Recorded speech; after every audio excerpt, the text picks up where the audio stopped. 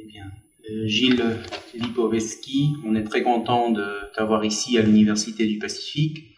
Comme tu sais, c'est une université qui forme essentiellement des gens qui vont travailler après dans des entreprises et qui ont une formation dans ce sens-là, même si ils ont en même temps une formation de base en humanité, une formation en sciences sociales aussi. Et c'est dans ce cadre beaucoup plus large qu'on a eu aussi le plaisir de t'avoir ici pour cette réflexion que nous allons partager maintenant. Et donc, je voulais te poser une première question concernant justement le rapport entre ce qu'on pourrait appeler un paradigme humaniste, qui a des racines très anciennes dans la tradition d'Occident, et un paradigme dont tu fais l'analyse dans tes ouvrages, qu'on pourrait appeler un paradigme du monde des affaires. Entrepreneurial. Oui, voilà, c'est ça. Donc, est-ce que, comme beaucoup le pensent, est-ce qu'il s'agit des paradigmes contradictoires, ou est-ce qu'on pourrait penser aussi à des rapports profonds entre les deux? D'accord. Comme paradigme,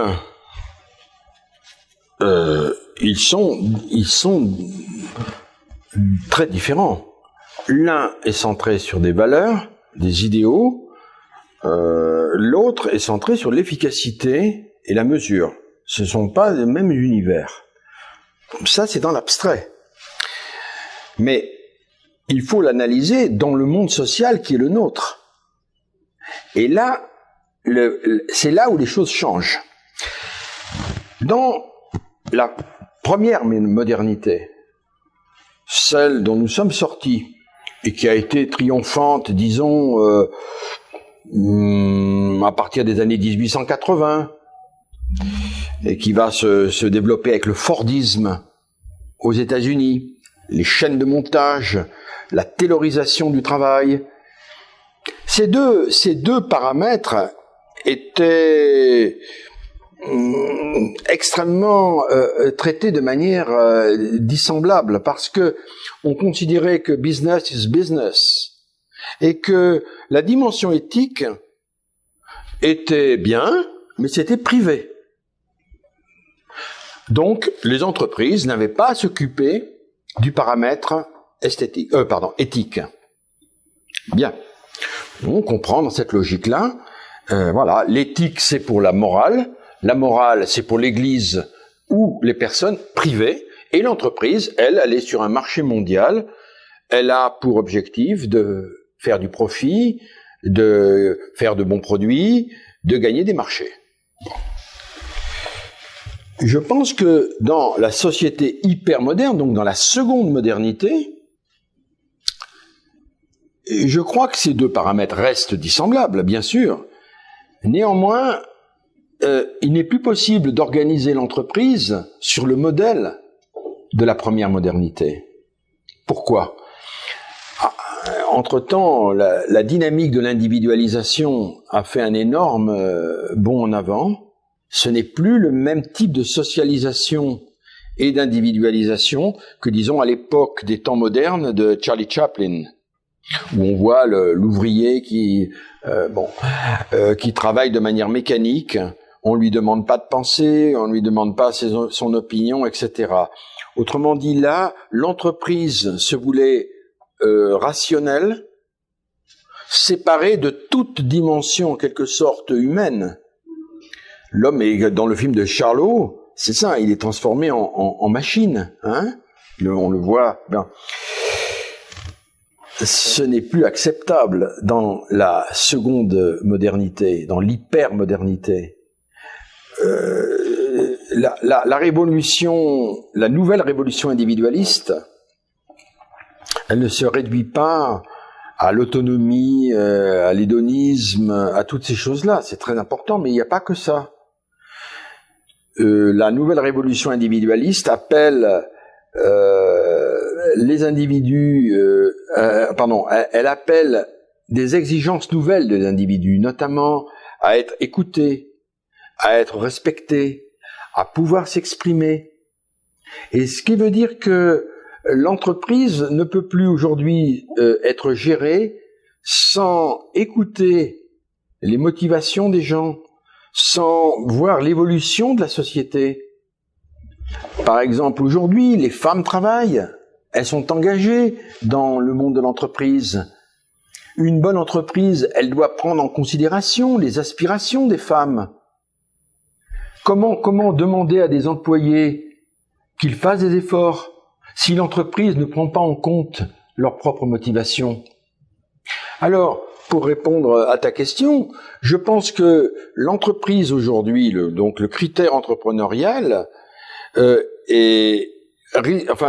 toutes les chances d'être mieux mis en valeur si il intègre à la fois les nouveaux problèmes sociaux et les nouvelles aspirations des individus. Autrement dit, la dimension humaine. Et dans cette dimension humaine en particulier, il y a l'exigence de respect de la personne, de reconnaissance de la personne, qui sont quand même parmi les grands idéaux de l'humanisme.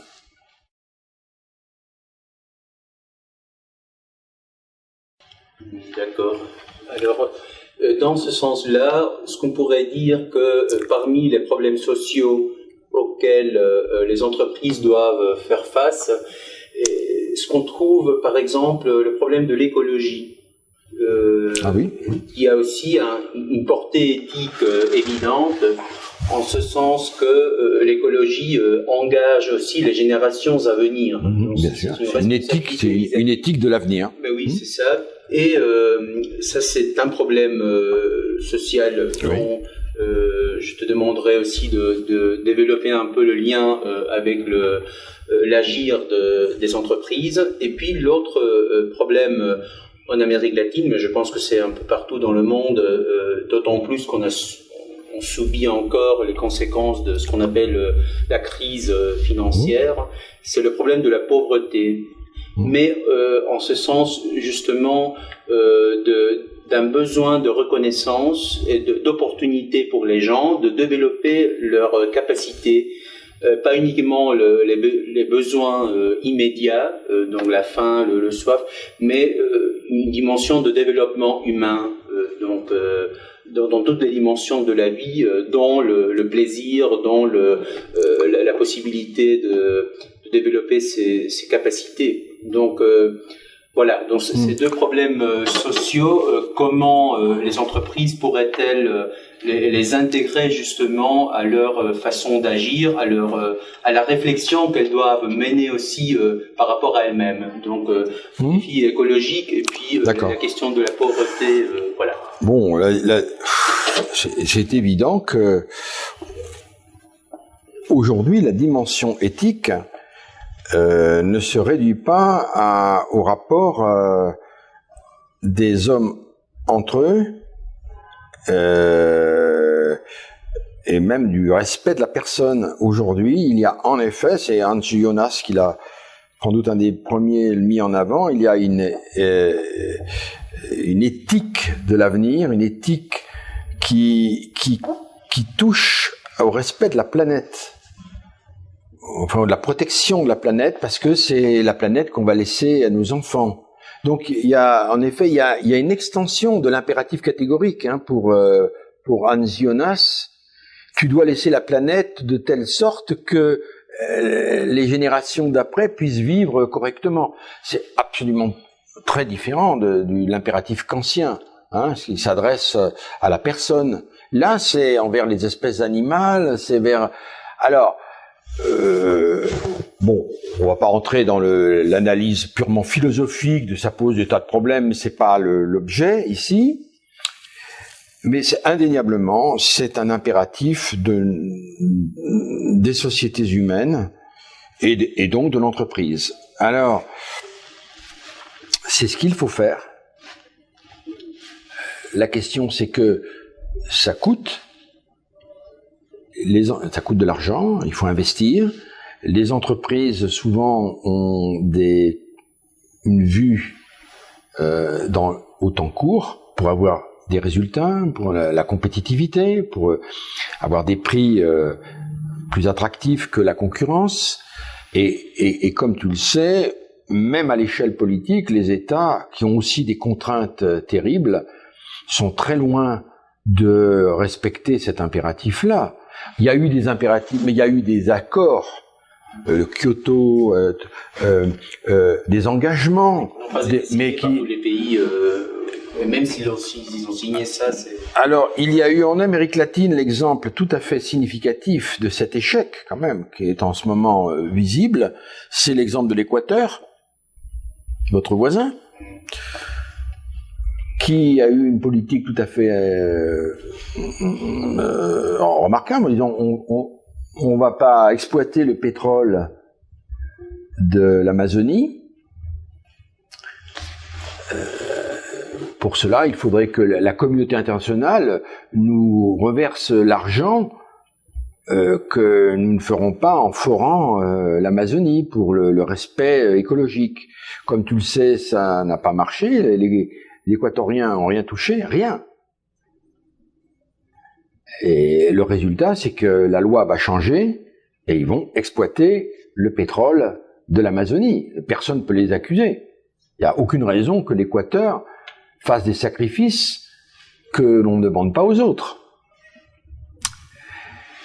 Donc, l'impératif, il est là. Les idéaux, tout le monde les connaît, enfin les reconnaît. Tout le monde est d'accord sur le principe. C'est assez intéressant, tout le monde est d'accord. Mais la traduction ne vient pas. Parce que, quoi, ça veut dire que c'est le marché qui gagne. Le marché à courte vue, le marché, il y a dans la compétition, tout ça fait que, bon, on l'intègre, mais très difficilement. Il y a tous les débats autour du gaz de schiste, par exemple, avec la fracturation hydraulique. Les écologistes sont farouchement opposés à ça parce que il y a des risques environnementaux, mais en même temps, c'est ce qui a relancé la machine économique aux États-Unis, qui désormais vont être parmi peut-être même le premier producteur de gaz à prix extrêmement réduit. En cascade, la production manufacturière aux États-Unis revient parce qu'ils peuvent baisser les coûts. Alors, on voit bien, tout ça, ce sont des critères purement, en effet, économiques. Mais quand même, il y a aussi il y a une application humaine, puisque si on fait reculer le chômage. Mais ça se fait au prix, effectivement, de la dimension écologique qui est tout le temps laissée de côté à cet égard. Alors, là, il y a plusieurs lectures possibles. Parce que l'une, c'est celle des écologistes radicaux qui disent on est criminel. On est criminel. Et puis une lecture moins sévère qui dit bon, en effet, les critères environnementaux passent derrière, mais ils passent derrière quoi? Ils passent derrière les impératifs économiques, mais derrière les impératifs économiques, il y a quand même les hommes qui vivent. Alors, est-ce que c'est absolument non éthique? Tu vois l'antinomie. Si on respecte la nature, ce qui est bien, mais que ça se traduit par un chômage intense, c'est une chose. Est-ce que ça vaut mieux ça ou le contraire? Il n'y a pas une politique qui serait éthique contre une autre qui ne l'est pas. Il y a deux visions éthiques qui s'affrontent. L'une, c'est une éthique, disons, plus immédiate, c'est pour les gens qui vivent, en fait, c'est pour l'argent, c'est pour le dynamisme économique, mais il y a quand même, s'il y a du travail, c'est quand même les gens, ils gagnent de l'argent, ils peuvent élever leurs enfants, il y a toute une dimension des personnes, mais ça se fait au détriment, disons, peut-être de l'avenir. Et de l'autre côté, on dit non, on va privilégier le respect de la planète, mais c'est peut-être au détriment de l'homme. Alors, il y a un vrai problème. Je suis pas sûr qu'on puisse le régler de manière sur le plan des principes. Je pense que peut-être la solution, bon, il faut être modeste, mais il faut d'abord faire des études exactes sur l'impact de ces forages et autres, et en tout cas travailler de manière farouche pour réduire l'impact négatif sur l'environnement. Maintenant, cet exemple, à partir de celui-là, du gaz de schiste, n'est qu'un cas parmi d'autres, parce que pour tout, c'est pareil. Si on lance la machine à fond, c'est au prix de la dégradation de l'atmosphère, de la pollution, les gaz à effet de serre, réchauffement de la planète. C'est évidemment extraordinairement inquiétant. De l'autre côté, si on fait une politique de restriction massive des investissements économiques ça va créer un chômage d'enfer. Donc, je crois que la voie qu'il faut mener, c'est moins une politique éthique qu'une politique scientifique, au sens où c'est l'investissement dans le savoir pour trouver sans cesse, améliorer les systèmes de production, des nouvelles méthodes, peut-être domestiquer d'une autre manière l'énergie. Sur le court terme, c'est facile de donner des leçons, je peux toujours avoir une position, c'est confortable. Mais bon, on voit que si on pousse la logique jusqu'au bout, on tombe à ça. On va dire, bon, on va respecter à fond, on va faire tomber les gaz, le carbone. Mais si on crée 10 millions de chômeurs, même d'un point de vue humain, c'est un problème quand même. De l'autre côté, on voit bien que c'est une antinomie. Et dans les antinomies, je pense qu'il faut... C'est pas le bien contre le mal, là. Je crois pas, hein. Même si l'un est en effet dans le sens du capitalisme, mais quand même, le capitalisme, il donne du travail. Hein. Pas toujours, mais enfin, il en donne quand même. Alors, sur une politique à l'échelle du siècle, parce que là, il faut le poser à cet égard-là, je crois qu'il n'y a pas d'autre solution que celle-là. C'est pas par des grands principes moraux qu'on réglera le problème. Hein. On peut le dire, mais c'est pas ça.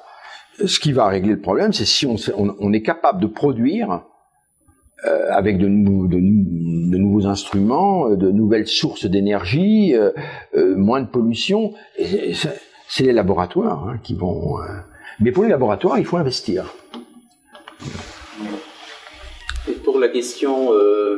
Ah oui, l'autre question. Oui, bon, c'était les pauvretés. Un autre défi social, oui, c'est celui de la pauvreté, mais bon, peut-être vous avez donné déjà une clé aussi dans votre réponse concernant l'environnement, en ce sens que j'ai pas donné la compréhension du fait de la pauvreté. Il y a deux choses. Alors, en effet, il faut peut-être, il y a la pauvreté. Vivre au-dessous du seuil de pauvreté, la misère absolue. Bon, sur la misère absolue, dans les pays occidentaux, les gens ne meurent plus de faim. Bon, et donc il y a des systèmes de protection, les gens ne meurent pas de faim. Mais justement, il faut donc avoir une approche plus globale. Il faut dire toujours, que cette pauvreté extrême est toujours un mal. Donc, celle-là, oui, tout à fait. Que dans d'autres domaines, dont notamment le domaine de l'écologie, peut-être, on peut pas avoir une position manichéenne. Oui, les gens les situations qui vont contre la vie, tout à fait. Là, la pauvreté absolue, la malnutrition, les enfants qui meurent, il y en a encore beaucoup dans le monde. Il y en a plus dans les pays occidentaux. Bon, mais l'Occident, c'est un tout petit monde, même en Amérique du Sud, où il doit pas y en avoir beaucoup. Les gens qui meurent de faim, des pays en développement, hein, vous n'êtes plus dans le tiers-monde. Oui, même bon, s'il y a d'autres formes de pauvreté qu'on peut appeler, ce qu'on appelait ici, dans une certaine perspective, l'insignifiance. Donc, voilà. des gens qui sont méprisés ou dont les droits ne sont pas reconnus à cause de la couleur de leur peau. C'est ça, bon, là. Le fait d'être femme. Voilà, c'est ça. Mais ça, c'est pas la pauvreté. Oui, c'est pas au sens économique ou au sens strict. Mais... Non, mais la pauvreté, bon, alors il y a la pauvreté, etc. Il y a la première question. Deuxièmement, il y a les inégalités extrêmes. Parce que dans l'hypermodernité ou dans le capitalisme d'aujourd'hui, c'est une des grandes choses qui a changé par rapport au capitalisme de l'après-guerre, qui a vu les inégalités se réduire. Et depuis les années 80, depuis les mesures du néolibéralisme, de Reagan, de Thatcher, à nouveau, les extrêmes se sont intensifiés. Bon, ça pose un certain nombre de problèmes. Sur le plan éthique, sur le plan strictement éthique, c'est pas tellement compliqué à résoudre, parce qu'on se dit quand même, gagner tellement d'argent alors que les autres gagnent si peu, est-ce que les qualités de ces personnes est telle que ça justifie éthiquement non. Éthiquement non. Ça, c'est injustifiable. On n'a pas besoin de gagner tellement d'argent. Mais ça, c'est bon. Une fois qu'on a dit ça, c'est pas très difficile à dire. On s'indigne. Le problème, c'est qu'est-ce qu'on fait une fois qu'on dit oui, en effet, il faut réduire les inégalités. Alors il y a des mesures, la fiscalité. Donc là, il y a des choix à faire, mais on peut pas aller trop loin. Si on va trop loin, les élites partent. Ils sont attirés ailleurs. Tout le monde ne le fait pas. Hein, je passe du plan des valeurs à un plan. Qu'est-ce qu'on fait? Si on met un matraquage fiscal, ça dissuade les élites. Les élites sont pas en nombre illimité. Bon, enfin, il faut essayer de trouver des solutions,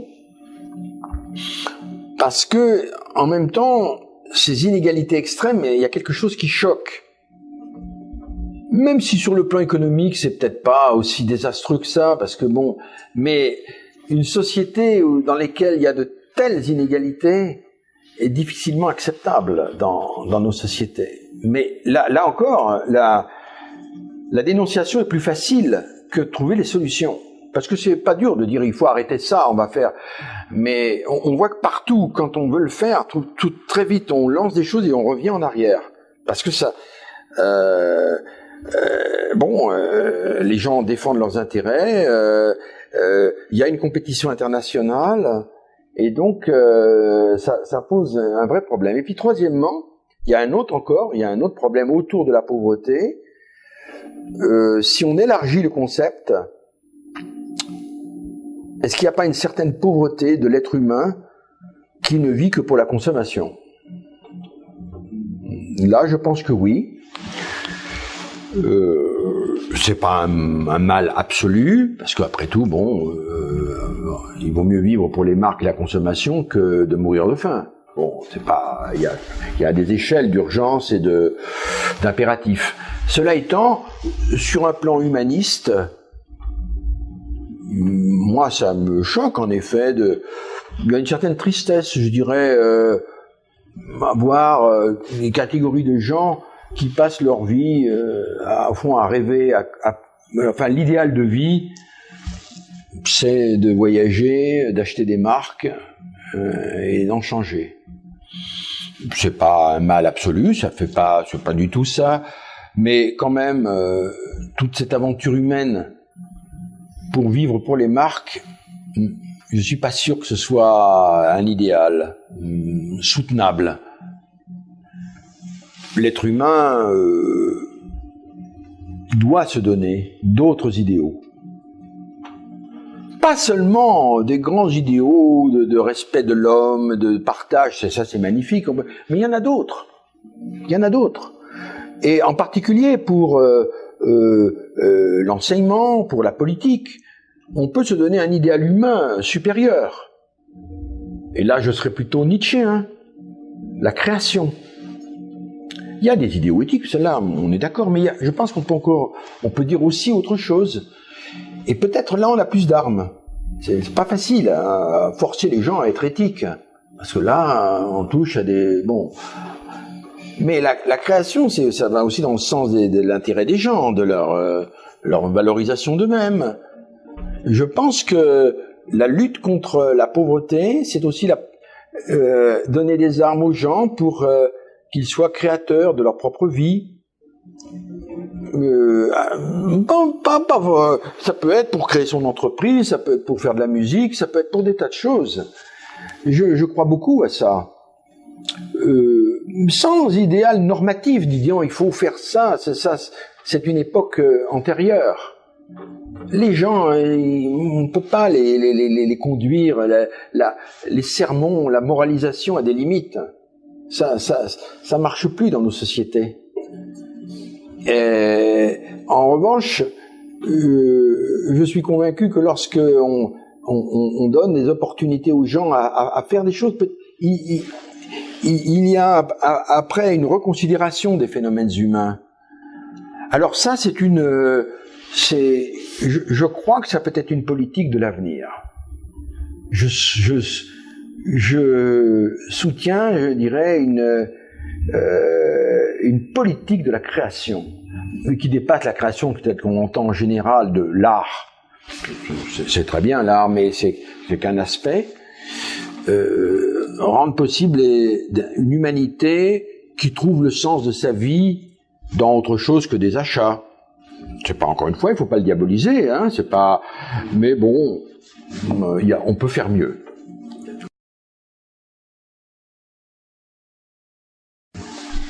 Et bon, j'aurais une dernière question, puisqu'on est ici dans une université où il s'agit de la formation de nouvelles générations et des efforts où nous sommes vraiment engagés, je veux dire nous les professeurs et les gens qui font de la recherche aussi. Je voudrais vous demander alors dans cette politique de l'avenir axée sur la création, quelle serait la place de l'éducation justement, aussi bien des étudiants que des professeurs. Et d'autant plus que vous soulignez à plusieurs endroits dans vos livres, aussi dans des interviews, vous parlez souvent d'une conception de l'éducation qui forme vraiment des gens dans la créativité, dans l'innovation. Vous avez parlé tout à l'heure aussi de l'importance de l'investissement dans le domaine du savoir. Mais en même temps, vous soulignez souvent qu'il ne s'agit plus de la transmission de connaissances, mais vraiment d'une conception beaucoup plus dynamique de l'éducation, tout en sachant qu'on peut aussi basculer dans un extrême selon lequel il ne faut plus parler du passé. Parce que ça, on le vit maintenant, je dirais, avec beaucoup fortement ici en Amérique latine, en tout cas au Pérou, on a enlevé le programme de littérature, par exemple, à l'école. Parce que vous savez, nous sommes déjà dans une période de croissance et de consommation. Alors, à quoi bon lire les anciens, vous voyez?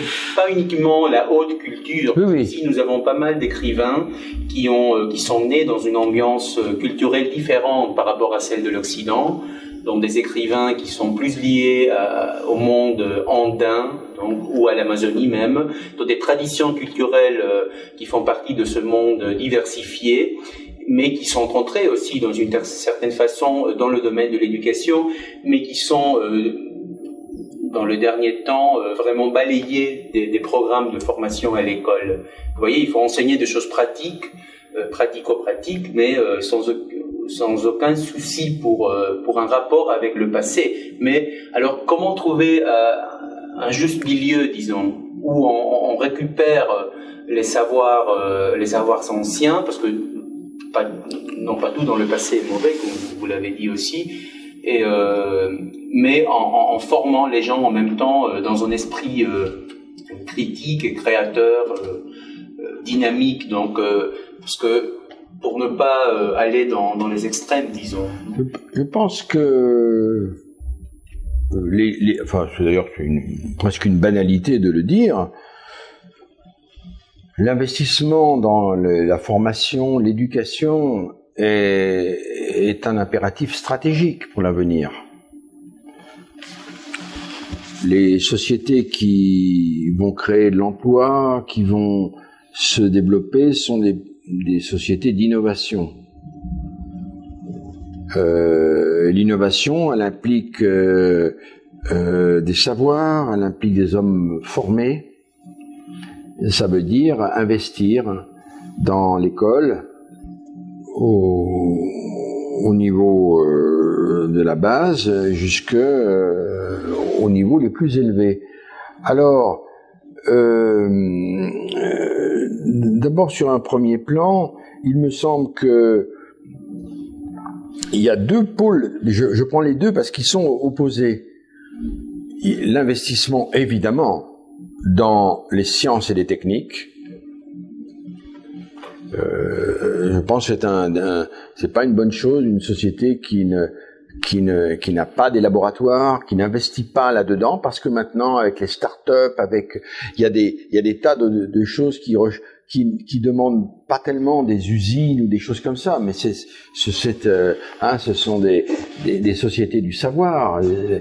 On est dans un capitalisme qui fonctionne sur un autre registre,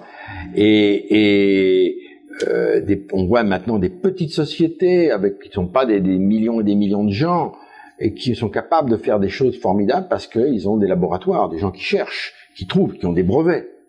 Et c'est extrêmement gratifiant pour les gens qui sont là-dedans, qui travaillent dans le sens de l'innovation. C'est passionnant, c'est la recherche. Donc ça, c'est un premier niveau. Alors évidemment, on va dire mais tout le monde peut pas être chercheur, tout le monde peut pas être ingénieur. On est bien d'accord.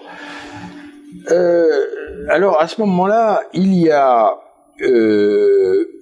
une politique qui doit être menée parallèlement à celle-là, qui est dans la rationalité technoscientifique. Je prendrais l'opposé, enfin apparemment l'opposé pour simplifier les choses, c'est l'investissement dans l'art et l'esthétique. Parce que l'art et l'esthétique, c'est pas simplement d'apprécier Rembrandt, Wagner et puis le Parthénon. C'est pas ça que je veux dire. C'est qu'aujourd'hui les gens témoignent d'appétit esthétique au sens large du terme. Ils sont curieux des choses, des belles choses, et ils sont aussi très désireux de faire des choses. Les jeunes prennent de la vidéo, ils prennent des photos. Regardez Facebook, c'est rempli de photos. Il y a une culture visuelle très forte. Je pense que ça rejoint la question de la pauvreté, ça. Parce que l'école peut aider à faire mieux, se servir de ça, mais bon, pour faire des choses de qualité, aller dans le sens d'une créativité, parce que c'est passionnant pour les gens après, je sais pas, quelqu'un qui est amateur de faire des photos, ça peut remplir sa vie. Et là, la photo, maintenant, tout le monde peut en faire. Avant, c'était très compliqué, maintenant, avec un appareil de quelques centaines de dollars, on fait des photos de grande qualité. Mais c'est l'idée, il n'y a pas besoin d'être Einstein pour faire ça. Et je pense que les gens qui n'ont pas forcément un travail qui les passionne, parce qu'il n'y aura peut-être pas toujours des travaux passionnants pour tout le monde, il ne faut pas non plus rêver, je pense que l'école doit montrer qu'il y a des capacités à faire des choses passionnantes. Et de surcroît, nous sommes déjà dans un capitalisme que j'ai appelé artiste, dans lequel de plus en plus de professions artistiques au sens large du terme, créatif comme on dit aujourd'hui, sont mobilisées. Architecture, design, direction de musées, de galeries, musiciens, danseurs, graphistes. La liste est désormais innombrable de métiers qui sollicite la sensibilité, les sensations, les émotions, le cinéma, la télévision, la publicité, et tout ça, c'est des gens créatifs. C'est un énorme gisement de l'avenir. Alors, je crois que l'école devrait donner une place plus importante à ce qu'on appelait autrefois l'éducation artistique ou l'éducation esthétique. Comment? Bon, c'est un travail mais que je ne conçois pas uniquement comme une éducation purement théorique de connaissances. Ça peut être, en particulier chez les enfants, l'éveil à la sensibilité artistique, faire connaître les œuvres et montrer qu'il n'y a pas que les pop stars, qu'il n'y a pas que les films de science-fiction, qu'il y a aussi autre chose. Mais c'est une éducation, ça aussi. L'école contribue. Il ne s'agit pas de forcer les gens, mais l'école, elle a aussi une fonction pour un homme plus riche qui, encore une fois, ne se contente pas d'être un consommateur. Alors, autrefois, pour ne pas être un consommateur, on aurait dit, bon, il faut se dévouer pour des grandes causes. Bon, aujourd'hui, on ne dit plus comme ça va pas. Donc, donnons-lui plus de moyens pour faire quelque chose de sa vie. À l'époque de Oscar Wilde, il aurait dit de faire de sa vie une œuvre d'art. Le propos est peut-être un peu, emphatique et romantique. Mais il y a quelque chose de vrai là-dedans. Enfin, ça pointe quelque chose comme un idéal. Faire de sa vie une œuvre d'art, une magnifique expression. C'est-à-dire d'en faire quelque chose que l'on considère comme beau, pas forcément un chef-d'œuvre, mais quand même qui a une certaine valeur. Et je l'observe, il y a une tendance forte dans la nouvelle génération. Il y a beaucoup de gens qui font de la chorale, de la danse, du théâtre, l'écriture des blogs, la photographie, la vidéo. Ça veut dire une humanité qui consomme et qui continuera à consommer, mais qui ne se satisfait pas totalement de ça. C'est une bonne chose. Ça traduit ça. Ça veut dire ils sont contents d'acheter des marques, tout ça. Bien sûr, on va pas faire un moralisme facile. Mais si on écoute la chose, ça veut dire qu'ils veulent faire ils veulent être acteurs. Hein, pas simplement être un acheteur. Cette dimension-là, je pense que l'éducation de l'avenir, l'éducation doit le prendre en compte et l'améliorer pour que, par exemple, le touriste, c'est une passion désormais planétaire, tout le monde veut voyager. Et ils vont voir les mêmes choses, des choses magnifiques, des chefs-d'œuvre de l'humanité. Et on va pas dénoncer ça, c'est très bien. Ça veut dire qu'il y a le goût, l'appétit. Alors, l'école doit le prendre en compte, ça.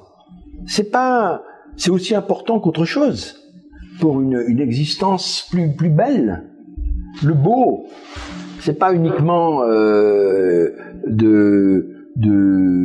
de voir des choses, c'est ce qui enrichit la vie. Et l'enrichissement de la vie, je pense, c'est pas que les marques. L'enrichissement, là, je crois qu'il faut être Nietzsche, hein, c'est quand on fait quelque chose. Et d'ailleurs, les gens le savent. Ils sont beaucoup plus fiers. Hein, ils sont contents de montrer ce qu'ils ont fait. Et même s'ils ont, c'est pas une question uniquement de montrer aux autres. C'est intime, ça. Je crois que c'est très profond. Il y a les aspirations désormais des gens à de l'accomplissement de soi. La consommation ne peut pas le donner. Elle permet de vivre, bon, plus ou moins bien, c'est pas le problème, mais je crois qu'on touche à des limites à un moment donné.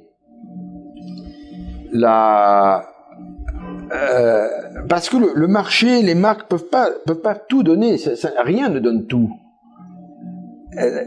L'achat, c'est une chose, mais ça veut dire que si j'achète une chose, je l'ai pas faite. Ce qui est normal. Vous n'allez pas faire des voitures, bien sûr. Mais la dimension du faire ne peut pas être achetée. Là, il y a une limite absolue. Avec l'argent, je vais augmenter mon avoir, ou même mon expérience, je vais vivre des choses. C'est tout à fait... Mais il y a une chose que le marché peut pas donner, c'est le sentiment de l'utilité personnelle, d'aider les autres. C'est les gens qui s'engagent dans des associations, qui veulent aider autrui, se sentir utile. Là, le marché ne peut pas le faire, mais le marché ne peut pas non plus vous donner la satisfaction de réaliser quelque chose dont vous êtes fier. Si je fais ma maison, si je décore mon appartement, si je fais un tableau, si je joue de la musique, si je fais du rock ou dans un orchestre, si je fais un film, c'est une passion terrible. C'est des gens, ils investissent, ils adorent, parce qu'ils ont le goût. Est-ce que l'école doit considérer que c'est personnel, que ça ne relève pas de l'éducation? Moi, je crois pas. Je crois pas parce que j'observe la transformation profonde de l'économie dans ce sens-là. Et j'observe les comportements de ces millions et ces centaines de millions de gens qui ont un nouveau rapport à la beauté. La beauté, c'est pas ce qui sauvera l'humanité, bien entendu. Mais ça, c'est un idéal humain. On ne vit pas uniquement pour du pain, bien sûr. Donc, autrement dit, simplement pour travailler, ni même pour aider les autres. Je crois qu'il y a une autre dimension encore, qui est en quelque sorte comme une dimension esthétique, créative, qui est une piste extrêmement intéressante et que les nouvelles technologies rendent possible. C'était plus difficile avant. Pour être un peintre, il fallait 10 ans d'éducation, trouver les... Aujourd'hui, la création est rendue possible par des tas de choses, avec beaucoup plus de facilité. Alors, on peut avoir une vision normative en disant que c'est de mauvaise création, mais je me situe pas sur ce plan-là. Je me situe sur un plan beaucoup plus social, anthropologique et aussi même économique. C'est une piste qu'il faut développer. C'est une piste qu'il faut développer. C'est une chance pour les sociétés et c'est une chance pour les individus.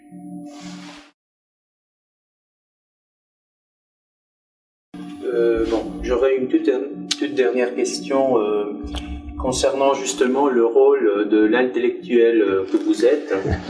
Vous avez quitté la France pendant quelques jours pour venir jusqu'ici en Amérique latine et je voudrais aborder cette question justement en reprenant ce que vous avez dit par rapport à l'utilité et à la dimension du faire et de la beauté qu'on arrive à créer aussi quand on est poussé par cette force créatrice qui nous habite. Est-ce que l'intellectuel que vous êtes serait situé aussi entre ce désir d'être utile et de faire de votre travail, de votre écriture, de vos conférences, une façon d'aider cette société hyper moderne à mieux se comprendre. Et de l'autre côté, est-ce qu'il y a aussi une dimension esthétique dans le fait de consacrer sa vie à la réflexion? Est-ce que la réflexion, c'est aussi une façon de faire? Et oui, bien sûr, c'est un faire. Sinon, d'abord, on écrit des livres, on écrit. C'est un faire, bien entendu. Et donc, le rôle de l'intellectuel, puisqu'on est aussi dans une université ici, donc bien sûr. L'utile et le beau, disons, dans le travail de l'intellectuel dans cette société hyper moderne, parce que c'est plus le modèle de l'intellectuel qu'on avait auparavant, comme vous-même alors là, la question a un intérêt beaucoup plus réduit que les précédentes, puisque ça touche les intellectuels, c'est un petit monde, mais bon, j'en fais partie, donc ça a une petite importance. Ça me paraît une évidence de souligner que la place des intellectuels a changé. On a commencé véritablement à poser le problème de l'intellectuel, disons, avec Voltaire, au XVIIIe siècle, l'affaire Calas. C'est les intellectuels qui prennent la dimension des opprimés, de l'injustice, l'affaire Dreyfus en France et Zola, qui lutte contre l'antisémitisme. Donc c'est l'engagement. Un engagement au nom des grands idéaux de l'homme, et puis aussi l'engagement des intellectuels pour des grandes visions politiques. Donc l'intellectuel est un intellectuel prophétique, c'est un intellectuel qui montre la voie, qui défend des valeurs supérieures aux intérêts immédiats, et qui souvent va à contre-courant de toute une tendance de l'époque. Bon, j'ai le sentiment que cette figure de l'intellectuel n'est plus en phase avec notre monde. On peut continuer à le faire. Rien n'interdit des intellectuels de prendre parti, de s'engager, je ne sais pas, contre la malnutrition, contre les dictatures qui ne cessent pas, il y en a toujours autant dans le monde, qui dénoncent l'injustice. C'est tout à fait louable. Mais est-ce que c'est le propre des intellectuels? C'est ça qui a changé, parce qu'avant il y avait qu'eux qui le faisaient, ou peut-être certains courants religieux. Mais aujourd'hui, ça ne me paraît pas une spécificité de l'intellectuel, parce que d'une certaine façon, il va dans le sens des valeurs de nos sociétés. Lorsque nous défendons ça, c'est très bien, mais toute la presse le dit déjà. Il faut le faire, ça ne veut pas dire qu'il ne faut pas le faire, mais qu'est-ce qu'il apporte de plus? Aujourd'hui, en gros, dans les pays développés, les valeurs humanistes se sont très largement développées. Plus personne va défendre la dictature, la barbarie. Mais à l'époque de Dreyfus, c'est pas pareil. Il y a un vrai combat. J'accuse, écrit Zola. Aujourd'hui, ça paraîtrait bon. On peut le faire simplement. Cette mission me paraît plus constitutive de l'intellectuel. Alors, moi je parle d'une autre, en prenant en compte une autre dimension. L'autre dimension, c'est que on est entré dans des sociétés à la fois individualisées, marquées par l'individualisation, avec un éclatement des repères politiques, religieux. Les gens ne veulent plus de gourous à l'ancienne, ou en tout cas ça marche plus comme ça. Et puis d'autre part, on est une société surinformée. Les gens sont au courant de tout, et de manière pléthorique, ce qui pose deux problèmes. Parce qu'on a un peu de tout, il suffit d'avoir Internet, de lire, de regarder la télévision. On est au courant de tout, on a de... Mais comme il n'y a plus de grandes structures organisatrices, il y a le sentiment, alors là très largement développé, d'une désorientation. Ça, c'est un phénomène majeur. Les gens ont le sentiment d'être dans un monde qu'ils ne maîtrisent plus de manière symbolique. Ce qui n'était pas le cas dans les sociétés religieuses, par exemple. Ça donnait une force intérieure aux gens, parce qu'ils étaient quelque chose de... Bon, ils étaient chrétiens, bon, ils ne se posaient pas de grandes questions, c'était comme ça, et c'était fort. L'engagement politique des gens était très fort, il y avait les ennemis, les méchants de l'autre côté, les bons de l'autre, ça donnait une force, avec tout ce que ça a apporté d'ailleurs de barbarie. Mais ça, c'est une autre affaire. Mais on n'est plus dans ce monde-là. L'univers des grandes oppositions manichéennes me semble, dans nos sociétés, disparu, et on est dans une galaxie extraordinairement brouillée. C'est le monde de l'hyper. On a tous ce sentiment, on rentre sur Google, si vous n'avez pas de repères, mais on est totalement perdu, parce qu'on entre, on n'en sort plus. Hein, c'est un monde illimité, absolument illimité. Alors, face à ça, c'est peut-être là où l'intellectuel a un petit rôle à jouer. Pas un grand rôle, mais un petit rôle. De proposer des modèles d'intelligibilité du devenir, de mettre de l'ordre là-dedans, parce que l'information donne une information et son contraire. Parce qu'un jour c'est ça, le lendemain c'est autre chose, c'est un autre, ce sont des faits, détachés du contexte global.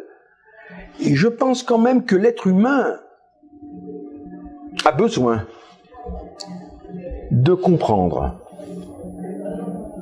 Il ne veut pas simplement des produits achetés. Il y a un besoin symbolique. C'est d'ailleurs les religions qui l'apportaient. Les religions, on ne connaît pas de société sans religion. Elles avaient pour pas mission, mais comme fonction anthropologique au fond, de donner un ordre symbolique au monde et à l'homme. L'homme, c'est un être qui, bien sûr, est spécifique par rapport à l'animal, parce qu'il est mu par la capacité de la négation. L'homme change le monde et se change. C'est une spécificité de l'être humain, mais il a aussi cette dimension du symbolique et d'essayer de comprendre. Voilà, a besoin d'ordre, quand on redit Lévi-Strauss. Or, l'ordre a toujours été le phénomène dominant. L'ordre symbolique, puisque là c'était des systèmes déposés par le religieux et la tradition. Nous sommes sortis de cet univers. Alors, il ne s'agit pas de le reconstituer, parce que celui-là n'est plus du tout compatible avec le nôtre, mais le besoin de comprendre me paraît non seulement un idéal, mais probablement une nécessité. Dès l'instant que l'homme pense, c'est quand même une définition de l'être humain, ne l'oublions pas, parce que maintenant on dit consommateur, mais enfin, avant d'être consommateur, il pense malgré tout. Et je ne crois pas que n'importe qui a besoin d'un minimum d'ordre, de comprendre où il est. Alors, qui le fait, ça? Je pense qu'il y a beaucoup d'organismes, il y a beaucoup de gens qui peuvent le faire, mais l'intellectuel peut sans doute a une place dans cette dimension-là. Essayer de prendre un peu même beaucoup de distance par rapport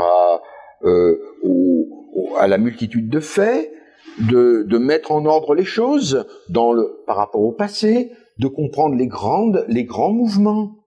pas seulement les petits mouvements. Reconstituer une sorte de culture globale qui donne du sens au monde et à sa vie, sans l'imposer. Simplement, c'est des modèles qui disent, oui, tiens, là, je comprends ça, je vois mieux où on va, d'où on vient, c'est important. Le rapport, oui, en effet, je vois les grands mouvements de l'évolution qui donnent un sens aux choses. L'être humain est inséparable, hein, disait Kant, de l'espace et du temps, les catégories transcendantales. Mais si c'est un homme, si c'est un être qui a besoin qui pense à travers l'espace et le temps, il faut bien lui donner une substance à ce temps. Il n'y a pas que le temps de sa vie subjective. Il est un être social. Comment il se situe dans la trame du temps? Autrefois, il n'y avait pas de problème. Bon, mais aujourd'hui, il y a un problème.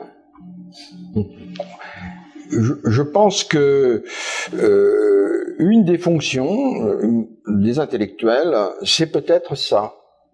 C'est pas la seule. On peut avoir la position tout à fait humaniste, etc. Ça me paraît pas du tout incompatible d'ailleurs. Hein, mais celle-là, elle est sans doute un peu nouvelle, pas tout à fait nouvelle, parce qu'après tout, les philosophes ont toujours essayé de faire ça, hein, d'une certaine manière, toujours. Mais ça a pris une urgence supplémentaire, parce que lorsque Descartes, Leibniz, tous ces gens écrivent, c'est dans des sociétés finalement très ordonnées, hein, tandis qu'aujourd'hui, la société n'est plus ordonnée, en tout cas sur le plan symbolique. Les gens et les repères, ça a explosé de tous les côtés. Alors, qui va s'y employer? C'est pour ça que je plaide pas tellement pour les petits récits. Je plaide plutôt pour une nouvelle ambition.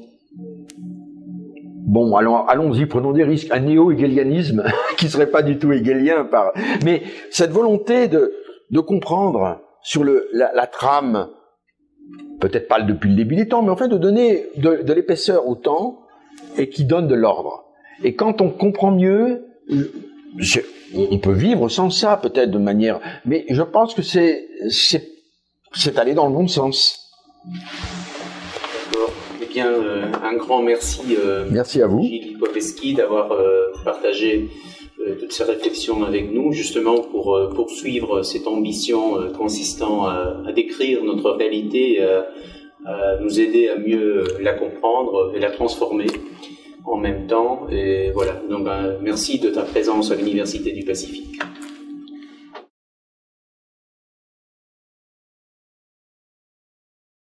À l'hédonisme, à toutes ces choses-là, c'est très important, mais il n'y a pas que ça. La nouvelle révolution individualiste appelle les individus, elle appelle des exigences nouvelles des individus, notamment à être écoutés, à être respectés, à pouvoir s'exprimer. Et ce qui veut dire que l'entreprise ne peut plus aujourd'hui être gérée sans écouter les motivations des gens, sans voir l'évolution de la société. Par exemple, aujourd'hui, les femmes travaillent, elles sont engagées dans le monde de l'entreprise. Une bonne entreprise, elle doit prendre en considération les aspirations des femmes. Comment demander à des employés qu'ils fassent des efforts si l'entreprise ne prend pas en compte leurs propres motivations? Alors, pour répondre à ta question, je pense que l'entreprise aujourd'hui, donc le critère entrepreneurial, a toutes les chances d'être mieux mis en valeur si il intègre à la fois les nouveaux problèmes sociaux et les nouvelles aspirations des individus. Autrement dit, la dimension humaine. Et dans cette dimension humaine en particulier, il y a l'exigence de respect de la personne, de reconnaissance de la personne, qui sont quand même parmi les grands idéaux de l'humanisme.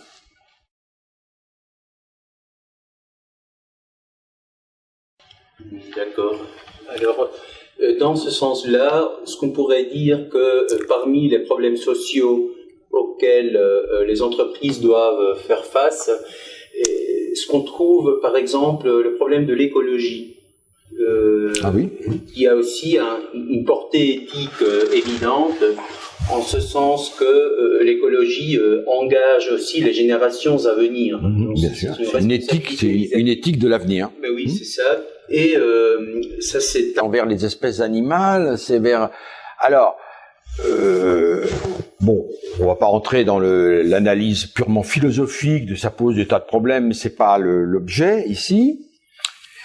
Mais indéniablement, c'est un impératif des sociétés humaines et donc de l'entreprise. Alors, c'est ce qu'il faut faire. La question, c'est que ça coûte de l'argent, il faut investir. Les entreprises, souvent, ont une vue au temps court pour avoir des résultats, pour la compétitivité, pour avoir des prix plus attractifs que la concurrence. Et comme tu le sais, même à l'échelle politique, les États, qui ont aussi des contraintes terribles, sont très loin de respecter cet impératif-là. Il y a eu des impératifs, mais il y a eu des accords, Kyoto, des engagements, mais qui tous les pays. Même s'ils ont signé ça, c'est... Alors, il y a eu en Amérique latine l'exemple tout à fait significatif de cet échec, quand même, qui est en ce moment visible. C'est l'exemple de l'Équateur, votre voisin, qui a eu une politique tout à fait remarquable, en disant on va pas exploiter le pétrole de l'Amazonie. Pour cela, il faudrait que la communauté internationale nous reverse l'argent que nous ne ferons pas en forant l'Amazonie pour le respect écologique.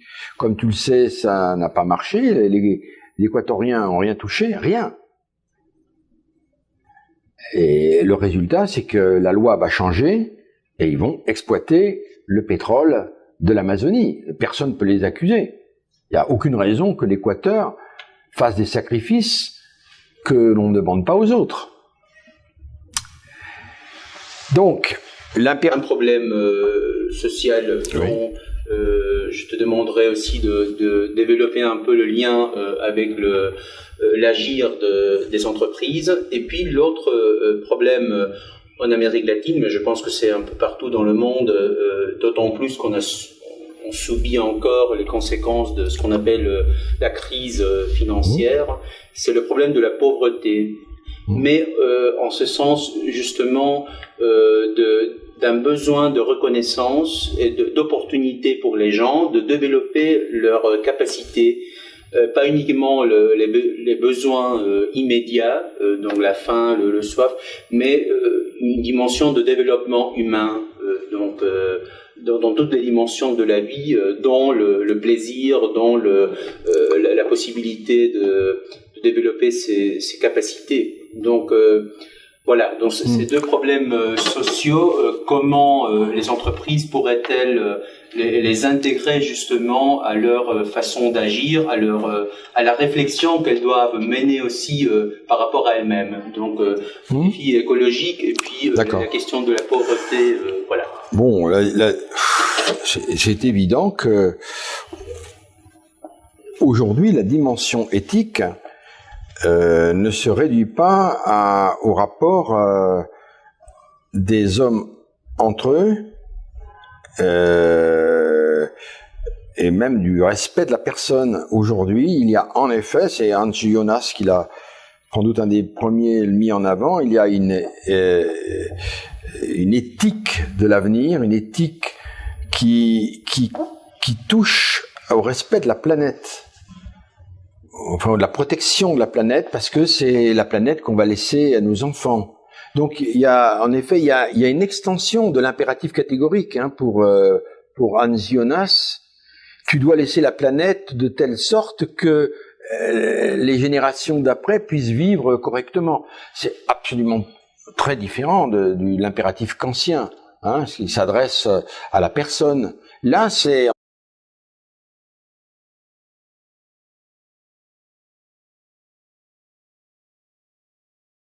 Eh bien, Gilles Lipovetsky, on est très content de t'avoir ici à l'Université du Pacifique. Comme tu sais, c'est une université qui forme essentiellement des gens qui vont travailler après dans des entreprises et qui ont une formation dans ce sens-là, même si ils ont en même temps une formation de base en humanité, une formation en sciences sociales aussi. Et c'est dans ce cadre beaucoup plus large qu'on a eu aussi le plaisir de t'avoir ici pour cette réflexion que nous allons partager maintenant. Et donc, je voulais te poser une première question concernant justement le rapport entre ce qu'on pourrait appeler un paradigme humaniste, qui a des racines très anciennes dans la tradition d'Occident, et un paradigme dont tu fais l'analyse dans tes ouvrages, qu'on pourrait appeler un paradigme du monde des affaires. Entrepreneurial. Oui, voilà, c'est ça. Donc, est-ce que, oui, comme beaucoup le pensent, est-ce qu'il s'agit des paradigmes contradictoires, ou est-ce qu'on pourrait penser aussi à des rapports profonds entre les deux? D'accord. Comme paradigme, ils sont très différents. L'un est centré sur des valeurs, des idéaux, l'autre est centré sur l'efficacité et la mesure. Ce ne sont pas les mêmes univers. Ça, c'est dans l'abstrait. Mais il faut l'analyser dans le monde social qui est le nôtre. Et là, c'est là où les choses changent. Dans la première modernité, celle dont nous sommes sortis, et qui a été triomphante, disons, à partir des années 1880, et qui va se développer avec le Fordisme aux États-Unis, les chaînes de montage, la taylorisation du travail. Ces deux paramètres étaient extrêmement traités de manière dissemblable, parce que on considérait que business is business et que la dimension éthique était bien, mais c'était privé. Donc les entreprises n'avaient pas à s'occuper du paramètre éthique. Bien, on comprend dans cette logique-là. Voilà, l'éthique c'est pour la morale c'est pour l'Église ou les personnes privées, et l'entreprise, elle est sur un marché mondial, elle a pour objectif de faire du profit, de faire de bons produits, de gagner des marchés. Je pense que dans la société hypermoderne, donc dans la seconde modernité, je crois que ces deux paramètres restent dissemblables, bien sûr. Néanmoins, il n'est plus possible d'organiser l'entreprise sur le modèle de la première modernité. Pourquoi ? Entre-temps, la dynamique de l'individualisation a fait un énorme bond en avant. Ce n'est plus le même type de socialisation et d'individualisation que, disons, à l'époque des temps modernes de Charlie Chaplin, où on voit l'ouvrier qui travaille de manière mécanique. On lui demande pas de penser, on lui demande pas son opinion, etc.